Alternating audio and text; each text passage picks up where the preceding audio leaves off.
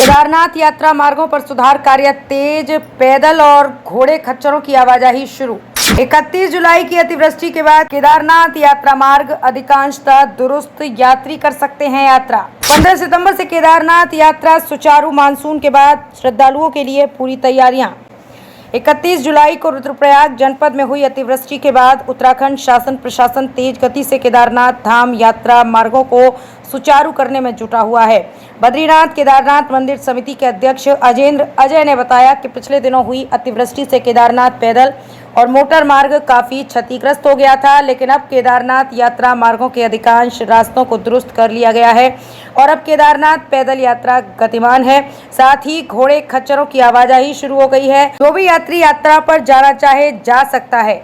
BKTC अध्यक्ष का कहना था, वर्तमान में मानसून के कारण श्रद्धालुओं की संख्या में कमी आती है, लेकिन 15 सितंबर के बाद से यात्रा पुनः सुचारू हो जाएगी और इसके लिए प्रदेश सरकार और मंदिर समिति की ओर से सभी तैयारियां पूरी कर ली गई हैं। कि विगत कुछ समय पूर्व जो केदारनाथ धाम में अतिवृष्टि आई थी, उसके कारण से जो केदारनाथ धाम का पैदल मार्ग था वो कुछ स्थानों पर बहुत बुरी तरीके से क्षतिग्रस्त हो चुका था, ध्वस्त हो चुका था। इसके अलावा जो केदारनाथ मोटर मार्ग है वो भी कुछ स्थानों पर ध्वस्त हो चुका था, वॉश आउट हो चुका था पूरी तरीके से।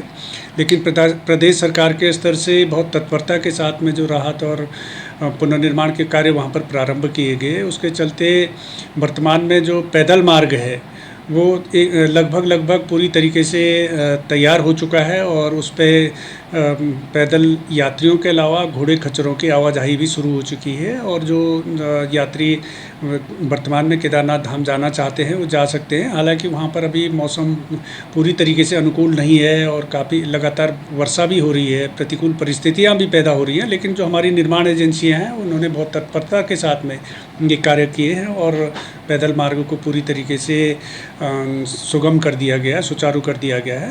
तो वैसे भी आमतौर पे जो बरसात का सीज़न होता है, मानसून का सीज़न होता है, मानसून के समय में श्रद्धालुओं की, तीर्थयात्रियों की संख्या काफ़ी घट जाती है और जैसे ही बरसात का असर धीमे होता है उसके पश्चात से यात्रा फिर से प्रारंभ हो जाती है और हमें उम्मीद है कि 15 सितंबर के बाद से फिर से जो यात्रा है वो अपने गति पकड़ेगी और इसी प्रकार से बद्रीनाथ धाम में भी वर्तमान में जो यात्रियों की संख्या है वो काफ़ी घट गई है वहाँ पर भी, क्योंकि बरसात के कारण से लगातार मोटर सड़क बाधित हो रही है।